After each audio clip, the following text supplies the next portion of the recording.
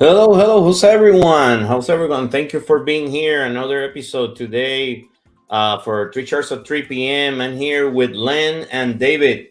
Super excited. We're probably gonna get Sarah soon. She will join soon. But I just wanted to say, everyone, thank you for being here. Super excited about this topic. This is St. Patrick's celebration today. So tomorrow we have St. Patrick. We have Len. Len, you're an Irish man, right? Like you're the guy here that we can tell us a little bit about this amazing celebration in the United States. I wanted to show you something really quick, and I want to tell you a little bit about our panelists today. But I wanted to show you something really interesting. I wanted to get some feedback from Len about this. I found this super cool, super interesting. About how many Americans claim to be from Irish ancestry. I mean, this is super interesting. Think about this, Len. This is second just to German. Super interesting. And it's from the US Census, so it's serious data.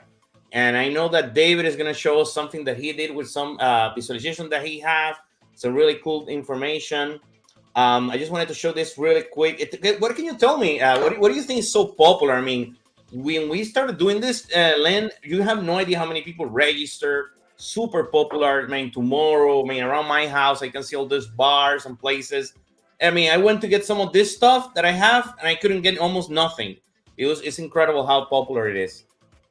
What do you think, Len? Anything you want to tell us about the? Uh, you hear it? We're gonna. No, we're gonna hear you. Got it. Yeah, very good. So here, I'll chime in real quick. So it's interesting that because this is all qualitative, right? Who claim that they're Irish, but and we'll get to this in a little bit. But the census actually shows that 20% of the U.S. is Irish. So wow. in fact, the qualitative is under the quantitative. So that suggests that maybe people aren't as proud as what you would think to be Irish. I don't know. I will say I'm zero Irish, but I do have red hair, which is like, which people think I'm Irish, but I'm not.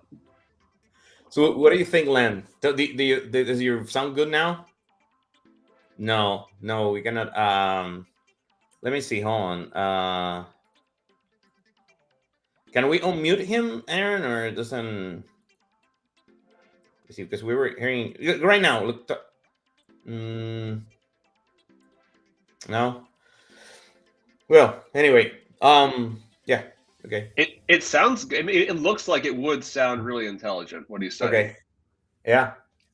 Yeah, I wanted to say too, if everybody's in the chat, please know if you comment with the hashtag St. Patty's to enter. We have some giveaways today. I want to talk about that before we get a Len back. So we have some shirts we're going to give away later on today. Just let us know. Just send that the comment with St. Patty's on the comments, and we will love to give you a shirt. Later today, we're gonna have some drawings. I just wanted to say, this data is super interesting. There is a lot of things here that you can do with this data. Learn about data visualization. Super interesting topic. I mean, when I was looking at this to find some good visualizations for today, to be honest with you, I found way too many data visualizations for today. Another thing that I wanted to chat with everyone until we can get Len back. Sorry for the technical issues. In the show, if you want to participate, this is our 33rd show. We have a Sign Up Genius account where you can sign up for any featured show. We're doing this every single week at 3 p.m. And you can see there is many different topics. And if you have any topic that you are passionate about, just let us know. We can change one of these topics, add a topic. And we usually have 3 panelists, as you can see here. And so just let us know. In addition to that, I wanted to say, all of this is being recorded, and we have many different previous episodes here in YouTube.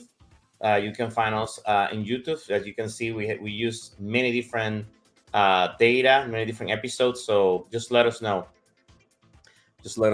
So I wanted to tell you a little bit about David until we can get. I'm sorry that we're having those technical issues. So David is director of data visualization and advanced analytics at Net Conversion, and he's joining us. He's also from University of Central Florida. And tell me a little bit more, David, of what you do over there at Net Conversion. Yeah. Yeah, sure. So I did put together just a couple of slides. I can share my screen. Yeah. Because apparently I have to read off of a slide to tell you who I am. Yes. So yeah, the director of advanced analytics at Net Conversion. We're a marketing analytics agency located in downtown Orlando, and so I've been fortunate, over the past few years to grow the advanced analytics team. I jokingly used to say it was advanced analytic, where it was just myself, not really knowing what I was doing. And then now we've got a team of 10, and truly is advanced analytics, doing a lot around data architecture and data management, customer analytics, predictive analytics, a lot around media attribution, A/B testing, and personalization. And then, a reason as to why Yamil thought it'd be good for me to join today specifically was for kind of this pet project that I've been working on. It's called Everything by Zip Code, everythingbyzipcode.com, where some of the data that we were just walking through, and some of the data that we'll be walking through a little bit, it comes from basically this data set that I've been creating for probably 6 months or so, connected to a bunch of different APIs, and so I'm looking forward to sharing it with you. Awesome. Yeah, I mean, if you wanted to share, like I said, until we can get we have some technical issues with Len and Sarah, but if you want to, share us the visualization, we can start talking about your visualization and a little bit about, David is going to give us a really nice giveaway today about his data set that he created that anybody can use to practice data visualization, blend with other data, just play with it. Great visualization to play with. Yeah, let's do it. Are you able to see my screen? Hold on. Yeah, right now. Cool. Yep. So Yamil, would you like for me to go through what you had sent me yesterday? Yeah, let's go to that one.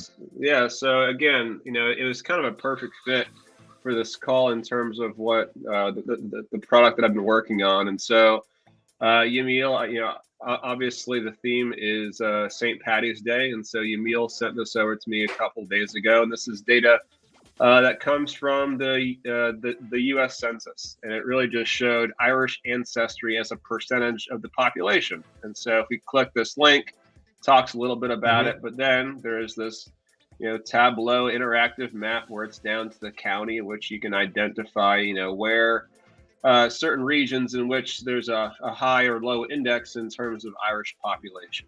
And so that was awesome, right? But my biggest pet peeve, right, is looking at a Tableau visualization, playing around with it. And oftentimes, I'm sure it happens to everyone here, is you'll click it hoping that you can download the raw data so that way you can do whatever you want with it, to find out that you can't access the raw data. And so it's small things like this as to why I wanted to build out what I built out. And so obviously not being able to extract that information, even if I was able to, I feel like get it down to the level of granularity that they had, like county. But with the product that I put together, which we'll get into, being able to look at a higher level, like state, or even down to the individual zip codes. And so this example was the Northeast, which in the chart on the left, you're able to see greatly over indexes in terms of the Irish population. Okay. So what is Everything by Zip Code? It's a market research database. It is a one-stop shop. It's basically one huge CSV that contains over 900 columns, 900 data points for literally every single U.S. zip code in the U.S. And so it spans across multiple government websites, CDC, the census, like we just walked through, as well as the American Community Survey, ACS. And so this database it's basically a bunch of joins where it's joining all of this disparate data, which is usually disparate, into one file. And so it has geographic information, health information from the CDC, demographic, economic, housing information, again, down to every single zip code. I set it up so it updates daily, although some of these sources don't update daily. They update typically yearly. And then there was a lot of, and I'm sure we all go through it, there was a lot of data cleaning that happens before that. And I like to think that a lot of the hard work that I put together over the past few months is worthy of being a product in which people would actually purchase. And this is something that typically people do purchase. And so, you can go on Google and do a search for zip code database, and there's all these websites out there that essentially offer the same thing, albeit 700 less data points, and it only comes from just the census. And so how this is different is it updates monthly. There's new fields, calculated fields. One of the new calculated fields I added this past week was the pay gap between men and women for certain zip codes as a result of International Women's Day. And it also comes with some monthly tips and tricks, as well as something that we struggle with often, at least I do, is being able to join this data set with popular data systems like Google Analytics, Adobe Analytics, and building out compatibility fields, because these platforms, there's 1,000 ways in which to describe Orlando, Melbourne, Daytona Beach. Some abbreviate it, some do not. And so building out fields to easily integrate with this data source. Okay, cool. So why do you need it? I'll really just harp on the top two. Analysts being able to take your first party data and enrich it with all of this additional information, as well as oftentimes 99% of commerce, the customer is only giving you the zip code. And so you need to be able to map that back at a higher level, because in a lot of the analysis, it's at the county level, the city level, the DMA, the state. And so needing a file like this is pretty important in order to do that. And then the other one in which this might appeal to some individuals is some applications for data scientists. So something like being able to do market segmentation or a clustering algorithm to identify similar markets for a holdout test. And I'll just kind of walk through real quickly. These are some examples of how people are using the data set. And so this is a dashboard that was done in Data Studio, where it's side-by-side sales data. But it's looking at that individual market in terms of what percentage of sales in terms of a ratio of number of households in that market. So basically tying internal data with the zip code database. This is an example of what clustering can look like in terms of identifying similar markets based upon population size, ethnicity makeup, income, housing. And then here's just some fun correlations. And so there's so many things that you can find in terms of just looking at that data set alone across those different data sources. And so this was the relationship between poverty rate and some things that were highly correlated, like physical health, diabetes, mental health. What are some variables that have the highest and lowest correlation with mental health? So for example, zip codes that have a high percentage of individuals that smoke have poor physical health, asthma, poverty. Those also have a strong relationship with mental health, whereas inversely, people that go to the dentist, that has the inverse relationship, as well as household income. And then this was the one that I put together recently, following up from International Women's Day, that looked at the pay gap between men and women down to the individual zip code, which regions do a good job at that, which do not. And yeah, here's all the different categories that are included. There's quite a bit across all those different data sources. And I want to send you guys a little promo code. Yeah. So guys, if anybody wants to use this data set from David, he's just looking for your feedback. Use that 3Charts. Len, can you check if we can hear you? I hope you can hear me now. Yes. Okay. Awesome. I'm super excited. I swapped out my camera, swapped out my sound, so I'm back. Very good. So Len, no further ado. Show us what you got. I'm sorry for all these issues.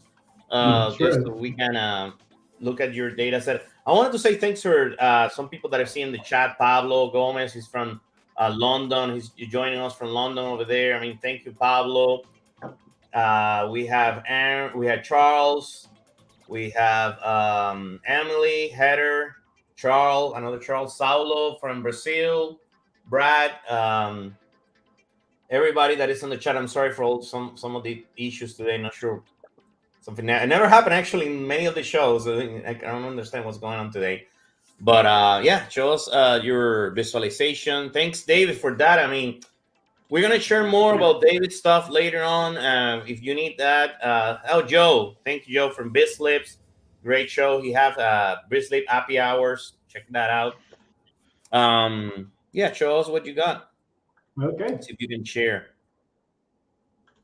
This is really cool. Really cool visualization. How are we doing? Can we see this now? Tell us a little bit about it. Okay, so I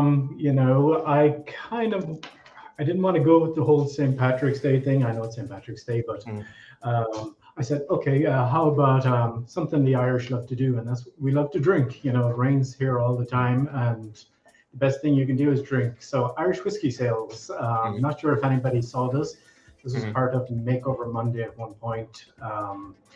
So I said I'd look at this. Okay, so it's all about Irish whiskey sales around the world, and I kind of like this because it's kind of concise. There are obviously things we can do to make it better, but out of the box, it's got Irish whiskey sales. I like it here on the left. It's got your trend chart for the Americas, Europe, and everybody else. Ooh, probably need to zoom out a small bit. So I kind of like this trend chart here about the percentage share of the Americas and Europe and others. And then over here, you've got this, I don't know what to call it. It's kind of a radial circle combination kind of chart.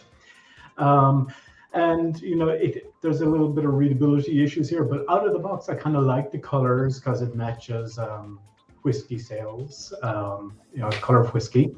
I'm glad there isn't too much green on there because green is that kind of a problematic color. So the size of the circles up here, like where 2016 is, the larger. Okay, so the inside circle ring of circles, you'll see them all in here, are all gray, and that equates to the sales of Irish whiskey in the United States for 2010. So 2010 is in the inside, and then the outer row or circle of circles is for 2016. And I just thought it was interesting the way they're comparing 2010 to 2016, and it's based. There's two visual cues here. One is the size, and one is the color. I think they both mean the same. So here's your increase and decrease. So if it's black, it's a decrease. If it's whiskey color, it's an increase. So you can kind of see visually all around here what that is all about. So, and then on the inside, you've got this spoke thing going on. Oh, nice. Which really cool. It took me a while to work this one out, but the key for this is down here in the bottom. So these are the types of whiskey. So you've got standard, super premium, and premium. So you've got your three different colors. So for the United Kingdom here, you can find the spoke here for this, and you can kind of see the breakdown of the premium standard. Got it. Oh, awesome. Yeah, so that's what that is for, and each one equates to one of those countries on the outside. So I thought it was an interesting visualization about about Irish whiskey sales throughout the world. And overall, I like it. Obviously, I like any visualization that somebody does because it's what it seemed appropriate at the time. But from my perspective, coming in as a business user, I kind of look at this and say, does this work? Is it easy to read or understand? Like, what am I looking at here? And I think it kind of does. It's half and half. It does a good job visually. I think it can do better to tell a better story, make it easier to read. So this is my little visualization about sales. Oh, there's pop-ups as well. So if you go to the tooltip here, you can kind of see a trend chart.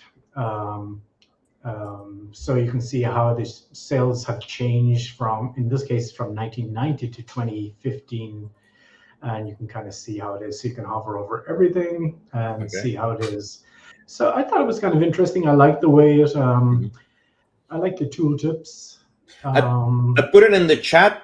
So anybody wants to open in another screen, look at what Len is doing. You can play with it.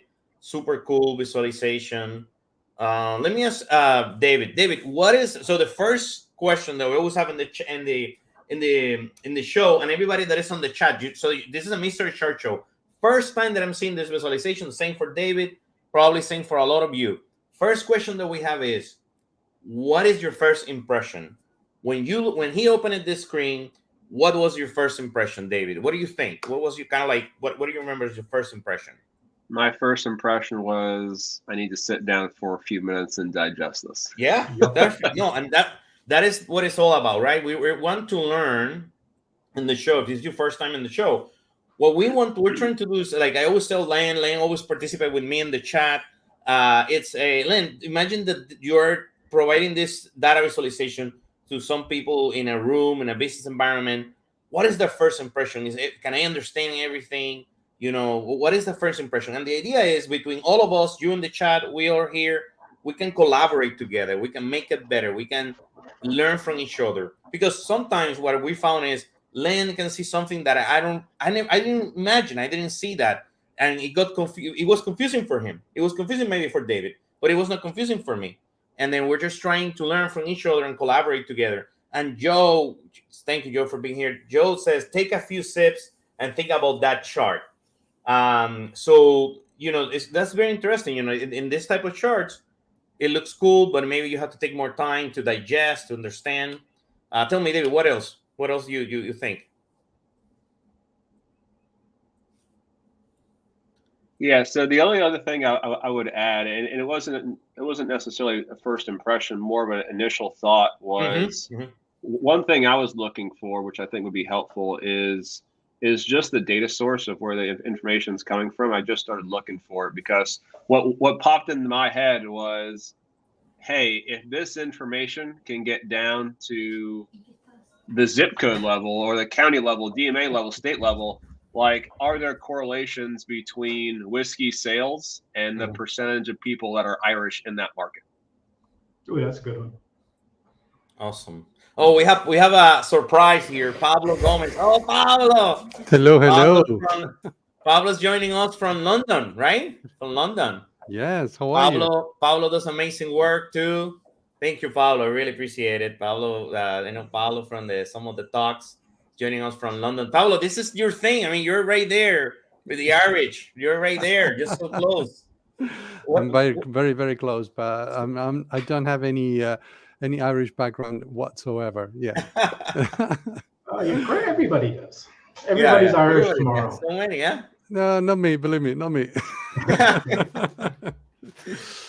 Tell me, Pablo, what do you think? What was your first impression here? What do you think?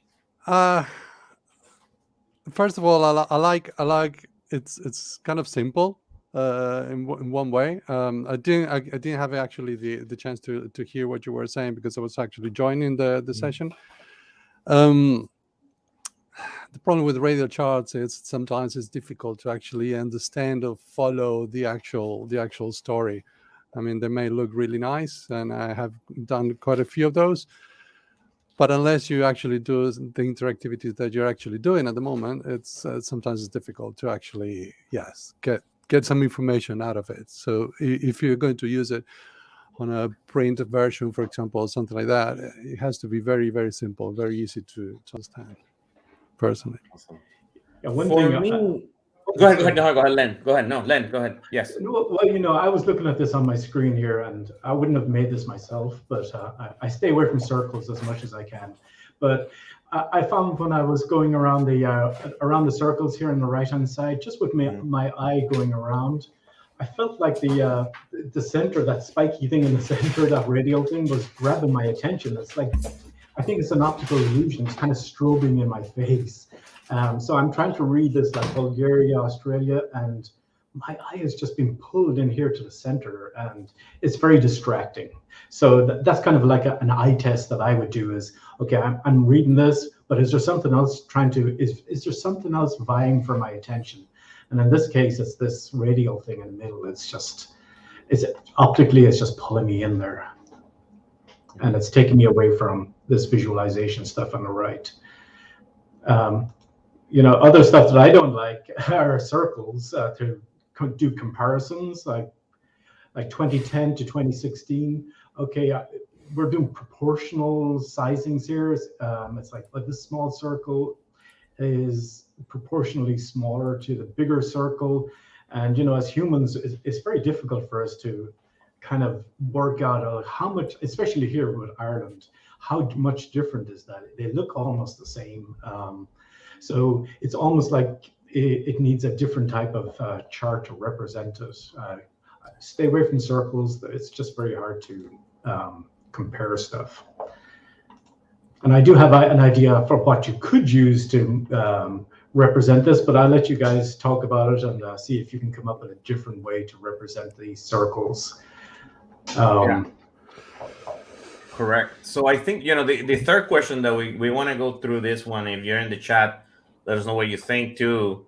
The thing is, now that we talk about our first impression, what we got confused, imagine that you have to present this to an executive, somebody, super quick. What minor adjustments can you make? What could you do to make it better? I know it's short time because that's the reality in many companies. We don't have days or months to recreate anything. What could you make to this to make it a little bit better? I'm going to give you one. I think it needs how to read. It needs something that says how to read. It doesn't have that. What do you think, Pablo? Pablo always have great stuff for this. To be honest, I wouldn't have taken this approach actually to show it to an executive, and that's for sure, right? So that's my first impression. Even though I like design and I like big infographics, and that's my thing in data visualization, I usually use very simple, very clear, very simple graphs, right? So most of my graphs are bar charts and line charts, and people will say, oh, they're boring. Yes, but they're the easy ones to understand, the easiest ones to understand, honestly. When we try to do complicated things like this, it's difficult to understand. So yes, how to read this it would be great. But then again, I would have added something very, very, very simple, which is a little hand underneath one of the bubbles or one of the circles saying hover over for more information. I think it's there. It's very, very minimalistic. You can hardly see it, but that underneath one of the bubbles, one of the circles with a little hand showing, clicking there, that will give you a good indication on what to do with the graph, because that's the problem that we usually do. We don't know what to do with those dashboards usually. Right. So what do you think, David? Anything comes up to your mind? I mean, if I didn't have the option of exporting it into a table and showing that to the exec, if I had to work, or restarting it from scratch, perhaps. Yeah.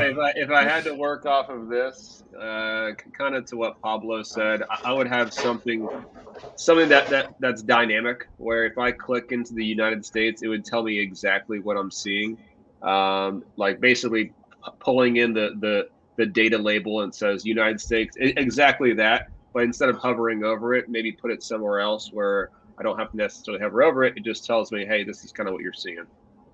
Again, that would be 100% last resort. And I might even tell the exec that my dog ate my PowerPoint. One idea I did have instead of the circle is, and it works pretty well. There's two things I would do to it. The first one is change the chart type. So you have a starting point here, which is 2010, and an end point, which is 2016. That kind of lends itself to a slope chart. So instead of a circle, you could have a stacked slope chart. So you have a start point, end point, and when you click on a country, you can see where the starting point and the end point was. But it also gives you the reference where, like, the United States is. You'd see the slope would be up at the very top of the chart, and like Brazil would be down at the very bottom of the chart. So it would kind of order them, instead of in a circular, it's more of a top down. I think the visual of a slope chart would probably work better in this case. And the second thing I would do is reduce the amount of bubbles on here. Do we really need to see these tiny, small data points? Sometimes we can put too much data on our visualizations. And I would say you could probably go to 50% of this, just take the top 10 or top 20 countries, and then your bubble sizes would be more realistic. Whereas down here, these small bubble sizes, you can't really see these. They're kind of taking up space. It's like it's noise that you probably don't need on there. So those would be my two suggestions for the outside anyway. Yeah. we have great stuff, guys, from the chat. So we have David. He's saying, David Rintol, it looks like an eye, complete with iris and some sort of optical disease around the perimeter. That's a good one. That's a really good one. Frank, we have so many good. Keep coming. We always like to share this because I always tell Pablo when we did this for Comunidades, we did this for the Spanish talk, Latin America, that we will always learn something from the audience. You know, we always learn something that we just didn't imagine people would think this way or other way, or look at something that maybe doesn't make sense. And that comes from, from all the different experiences and what do you know about this certain topic. So Frank says, please put lens link here. And we have Charles. I like this from Charles a lot. I am a big fan of clear message. What is the key takeaway? Perhaps there is an area to call out from the summary of the data insights. Absolutely. Right, Pablo? I mean, that's always like what Pablo was saying, something simple, something easier to understand. We got James. James is Tableau ambassador. I think it will be better if the tooltip metric match the years of the larger graph, 2010, 2016, instead of using first year. Perfect. You're good. Right. Yeah, I saw that too. So you can see it right there in the chart. It starts at 1990, whereas the bubbles start at 2010 to 2016. Mm-hmm. So the size of these bubbles are representing this, a 6-year time period, but the chart should really reflect that as well. So I think that's spot on. Spot on, yes. Timelines. Yeah. Because actually on this tooltip, I don't know if anybody has said it yet, but see these plus 1,300%. Is that 1,300% since 1990 to 2015, or is it 2010 to 2016? So this here is because of the inconsistency of time periods. You've introduced a lot of confusion. Now I have to think, like, what is that number? I shouldn't have to think that. So that's an awesome idea. Awesome idea. And Yukin says, audience isn't ready for sophisticated charts yet. Yeah. Agree to disagree at the same time. I think we are at some point. It's just that there's always a situation of giving context to the reader, so they need to understand what they're looking at. They need to understand what they should take out of the dashboards or the visualizations, right? If you help them understand the visualizations, there are some people out there in Tableau Public that they do some crazy things, but at the same time they give you a very comprehensive how to read this dashboard, how to read this visualization, and you can understand that. And I think it's down to us on how we convey the message. Yeah, we have Charles says, bar chart, light charts where I live, any diversion is confusing for my stakeholders. Yeah, I mean, it's like I said, it depends on the audience. Andrew King, he says, we start to see visualizations of practice age in organization. We will be able to use more advanced graph because of this literacy increases. Yeah. One more here. Mark says, too much information on one chart is a problem, but there should be a mechanism to find a smaller country. And Miguel Madriz, thank you, Miguel. Top 10 could have shown in less noise. Yeah, so just use the top 10 instead of like concentrating on specific data, making it easier. Just what is the what they always say, what is the takeaway? What is the most important information? What is the story? And maybe even the title here, I found it a little bit not the best, right? The title. It's nothing to do with St. Patrick's Day. It's just Irish whiskey sales. But it is an Irish flavored St. Patrick's Day theme, but you're right, the title is misleading. One thing that's on this chart is the super premium. I would suspect that beverage makers would make a lot of money off that, and they should be very interested in which country is really into super premium, because there's super premium markup and profits on these. So to me, that is an insight on here that I can't really find. I think I can kind of zoom or click on one of these things and I can kind of find it. But that should be something that's popping out, because that's one story that I can take as an action, and I can go to my sales guys and say, hey, Venezuela is really into super premium Irish whiskey. Let's up the marketing there. Right now, that's a very important data point in here, and it's not really being shown. So again, focus on it, get your story focused, and make sure you actually tell that story. Don't just hide it in there. Mark is saying maybe a Pareto chart, 80-20 on which countries show, and a secondary 80-20 on the remaining countries. Perhaps even keep nesting. That's a very good idea too. So I'm going to show you one, and I think Pablo will like this one. Pablo, no, it's not yours. Pablo, Pablo has great visualization, by the way. I feel better now. His visualizations, amazing visualizations, actually. So I'm going to show you one that I have here. 1 second. Share screen. So this is also Irish. Let me see. It's very interesting, actually. And this is one of those that Pablo was talking about, where they are explaining you a lot of information, but then it becomes interesting. So these are music or tunes that people use on traditional music from Irish, for like, you know, tomorrow, imagine how many people are going to be listening lend to this music on every single bar in the United States. And we know that Chicago have all the rivers already green. There is green everywhere. So here is, you can learn a lot about this music. And I'm gonna go all the way down, and we can start looking by some specific ones. You can see a lot of information on each chart on top of them. So this is really interesting.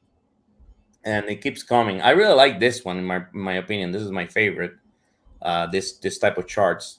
I'm going to put, Aaron, put it on the chat, please. In the chat, you can click on and open it. So if you see anything that you like, and it keeps going. I mean, it keeps going right here. Playing tunes, Ireland, and I can hover on any of this, and I can see even the festivals. So is there any particular one that, Pablo, that you want me to go back, that you like? On this one, do you mean? I like the simplicity. I'm always for simplicity. So you can see heat maps, bar charts, line charts, perfectly fine. Love all that. Simply easy to understand. I think it's quite interesting. Yes, I was going to ask you if you can. Perfect, lovely. There's a lot of information. There's a lot to read.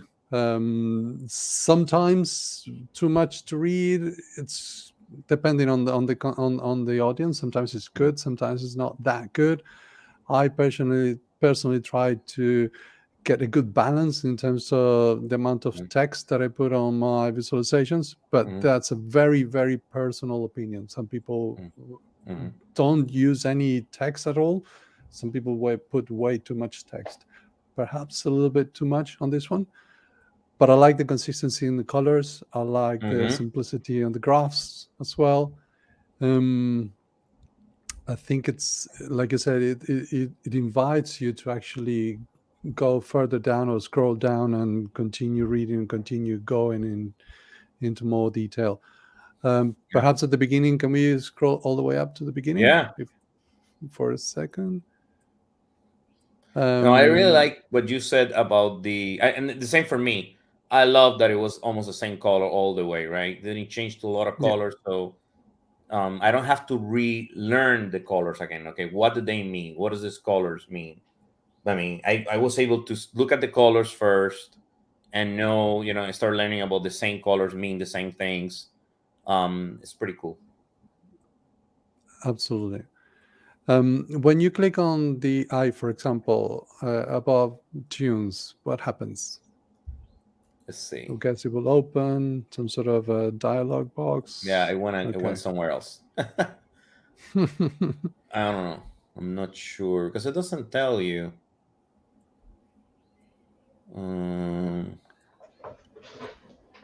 It's also down to understanding when this dashboard was built, I mean, I keep saying that there are different versions of Tableau, and when they were built, and people tried to do certain things with the versions that they had at that point that we can do nowadays, and things that they couldn't do at that point. Exactly. I think, let me see. I think it didn't do enough. I mean, maybe it's supposed to take you somewhere else, but I'm not sure if it's not working right now. I was just being curious, that's all. Yeah. I found this pretty interesting. Look, at the beginning you think there's nothing, but if you hover to the keys, there are actually some stuff in here, which was pretty cool. Yeah. What do you think, Len? What was your first impression? Wow, a lot of information. I like the accordion because I play the Irish accordion. So awesome. I should have had my accordion play you guys a song here tonight, but I don't have it with me. But I like that a lot.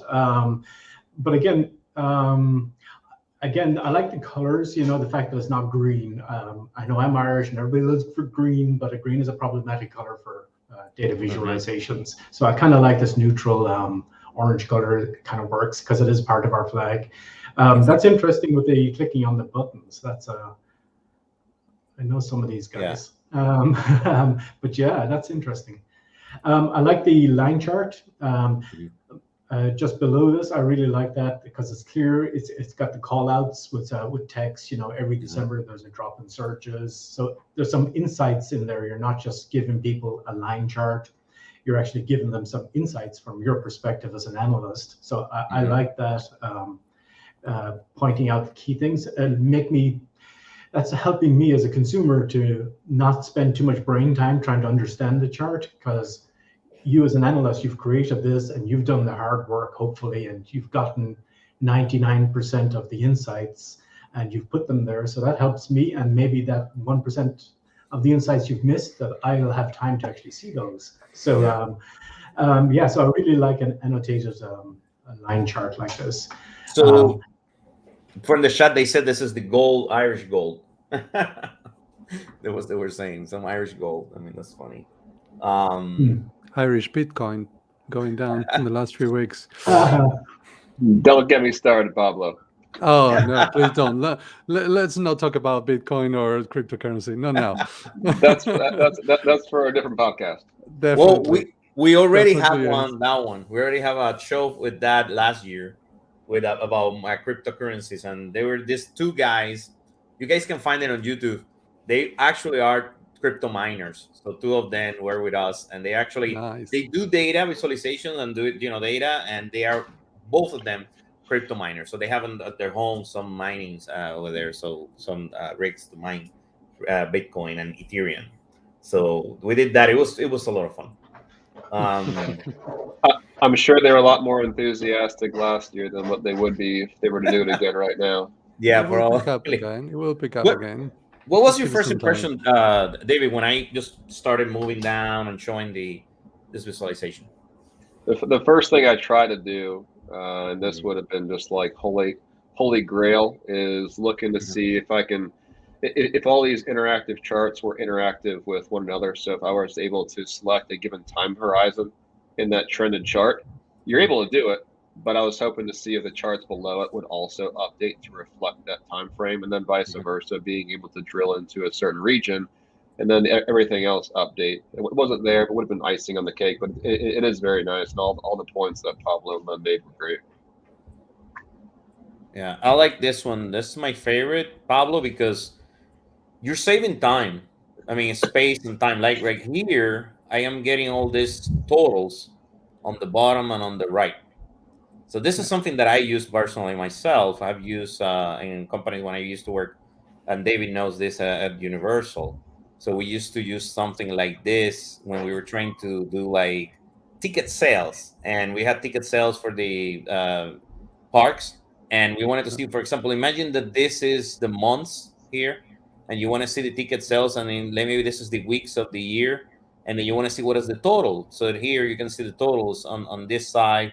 And maybe this is Monday to Sunday, and then you can see the total, and then you can see, it just makes your life easier when you're working with something like this, and it's very easy to understand. I never had a problem in showing this to an executive or anyone for them to understand this chart. Super simple. I agree. Yeah.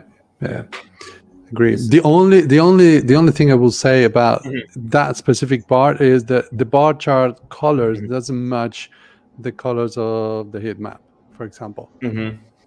So it would have been great, perhaps, the horizontal bar charts to have the same color gradient, but I'm not sure exactly. It will be good probably just to see what it was trying to do 100%. If I get really picky, for example, the white space underneath and why does the search by method matter, for example, that white space is something that I try to usually be very careful not to leave that space in there, because it looks like there's something missing. It looks like there's something that's not working on your dashboard. But that's getting a little bit picky. That's all.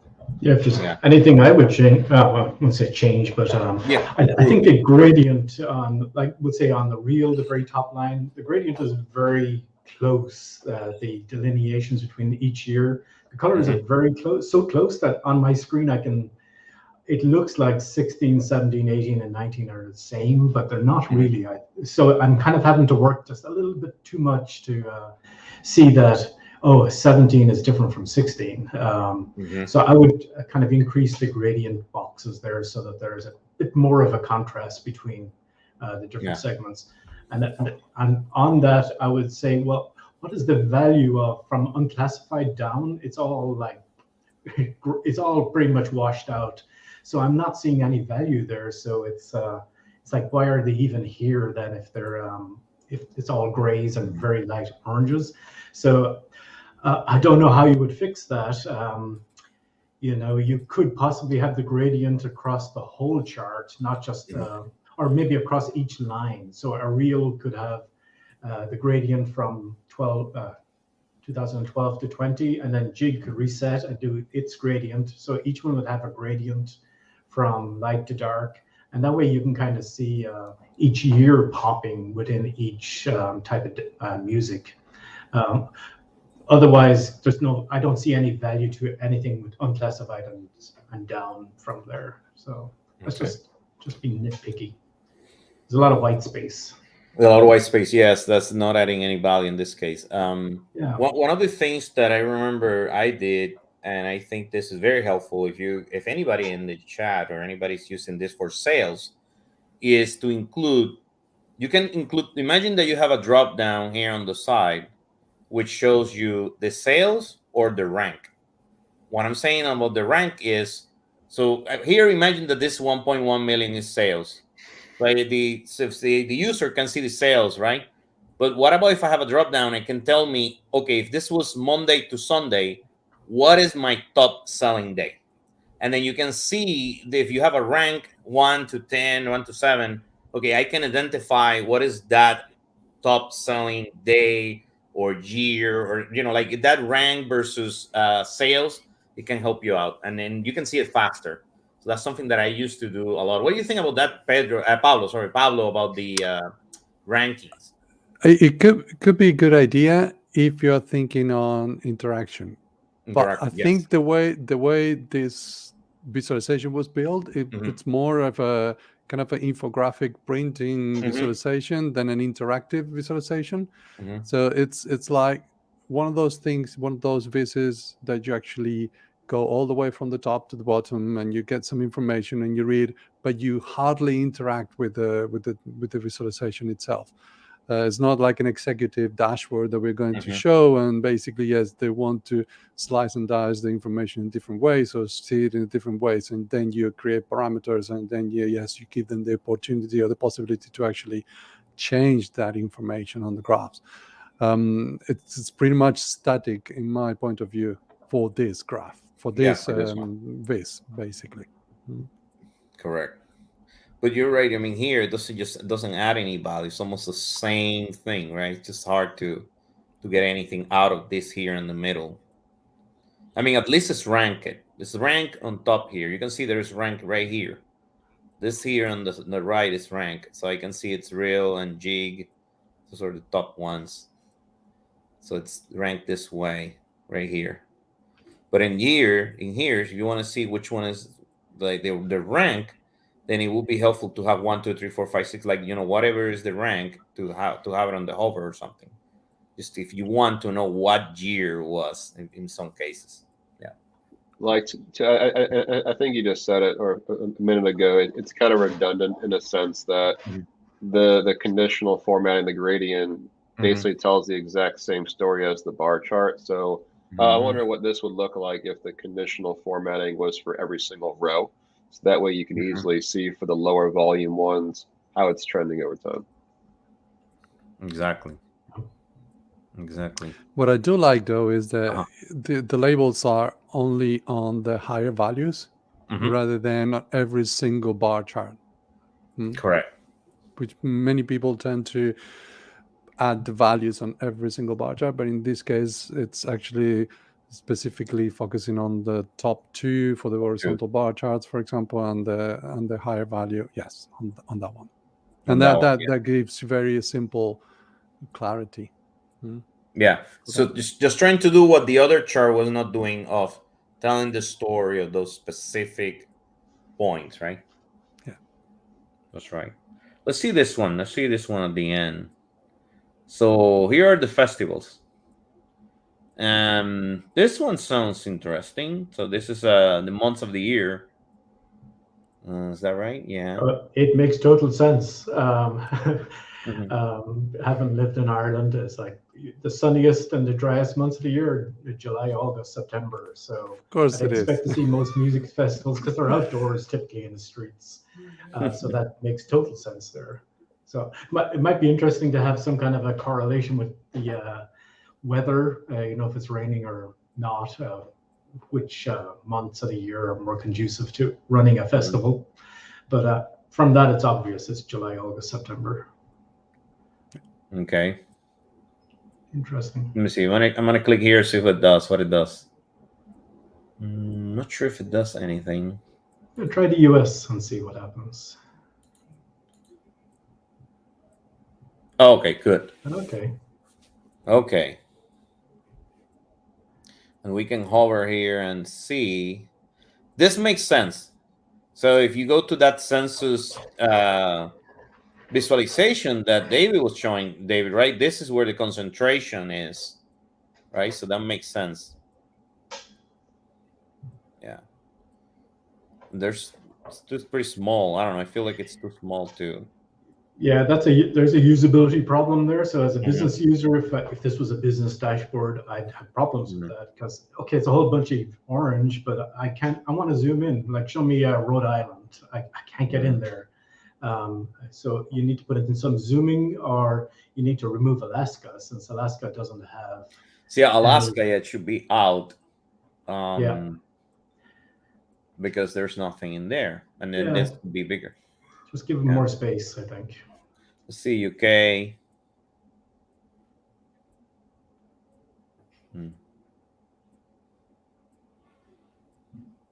So anybody want to say anything that you like about this, or it's confusing?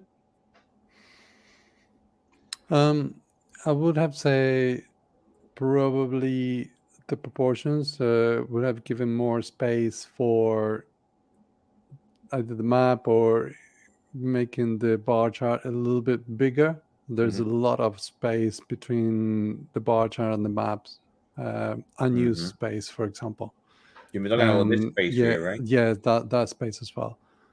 And then again, it's something that I usually pay a lot of attention when building a visualization. I mean, not to be too crowded, but also not to leave those empty spaces between either graphs or text and all that.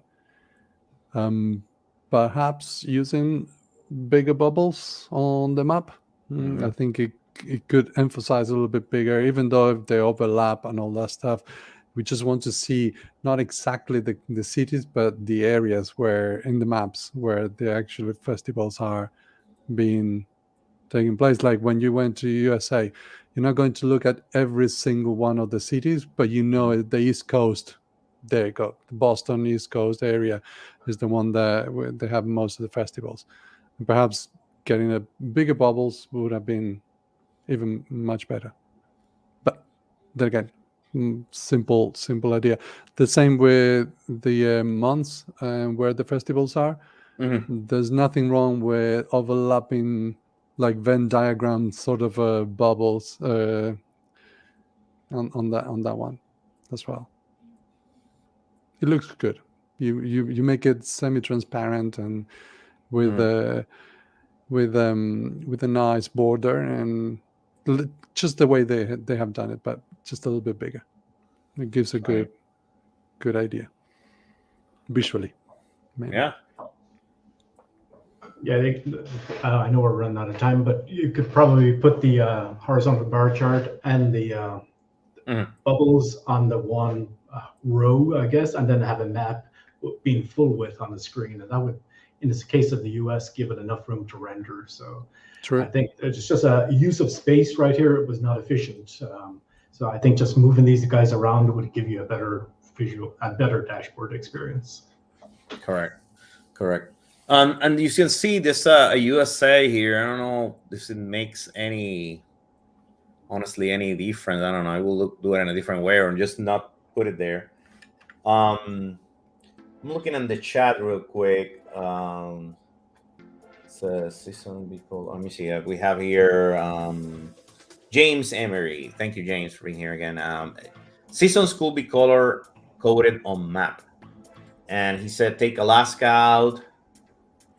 Let's see, take Alaska out. He said we have David saying when the country is selected in monthly, distribution below should change, but I don't think it did, and that's true. True. And yeah, go ahead, Paulo. No. That's a good one. Yeah, that's a very good one. Yeah. Yes. And then James says it's not obvious that I above the title line goes to this charts. It's not obvious about. Oh, I see.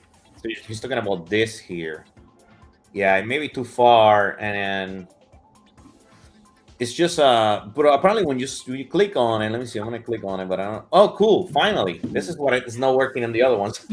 Okay, so this is good. This is great information. I mean, and it says I have been to this festival at least once. Oh, this is nice. Nice. And this is look at that. You can click on it. I mean, I like that. It just gives you that additional information that. Also, think about it by month, where specifically it is. This is great. Yeah, I like this. But it's not obvious that you know that. I mean, it's just click show festival details in select country. So that's great because if I go to Ireland, right, it should give me. Let me see if it does the same thing. Oh, nice. Look at that, Len. This is good. And I can see all the different festivals every month, and I can get their Facebook page or something about them. This is great. I like this. It's almost too hidden. All that feature was kind of hidden behind that that single icon. There should be more attention drawn to that because this is useful information. So exactly. So it's really useful, but it needs to be easier to find out, to understand. Yeah, for sure. Definitely.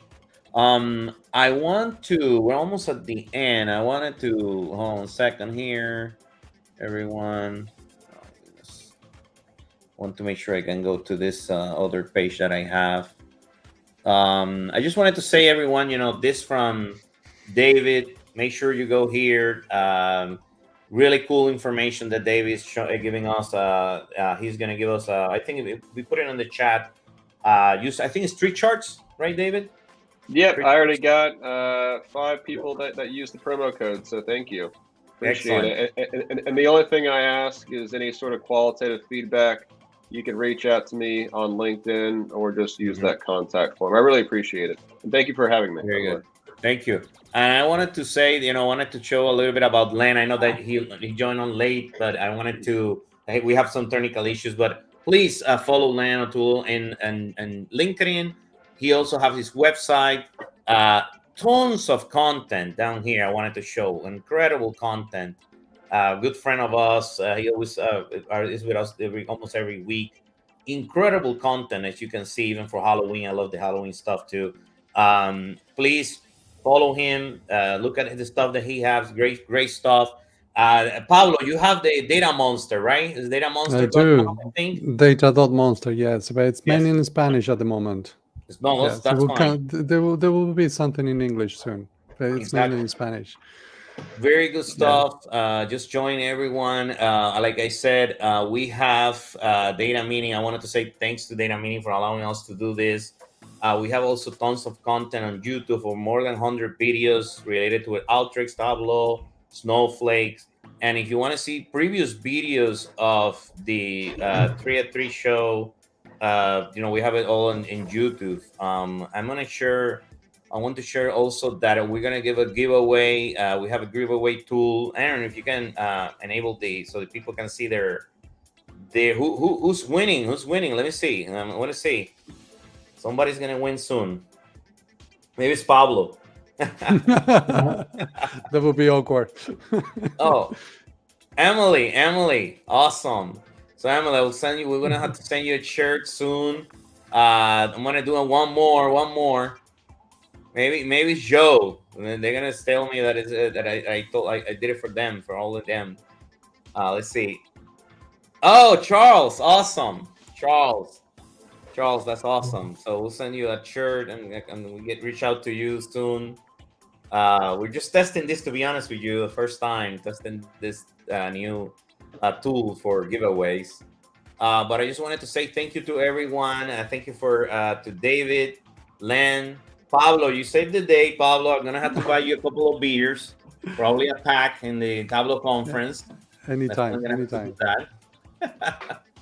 But I'll see you there. But I just want to say thank you, everyone, and it was great to see you all here. Next week we're gonna do this again, 3 p.m. We're gonna have they call it the Du Bois Challenge. So they did this community Du Bois Challenge where a lot of different people were doing visualizations related to Du Bois. Is someone that I think it was like 50 or 60 years ago was creating data visualization. So this is actually a book, and it was a statistician.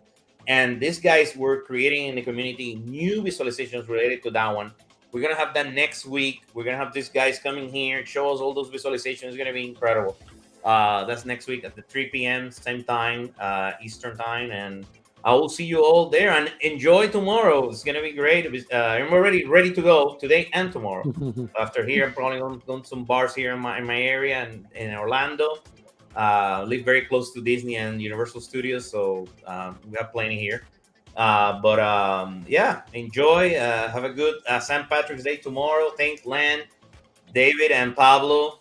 You know what is going to happen. I'll have to contact you and send you some electronic beers or something. Yeah, Definitely. Thank you, everyone. I'm up for Have a good one. Yes, Okay. Thank you. Cheers. Bye-bye. Bye-bye.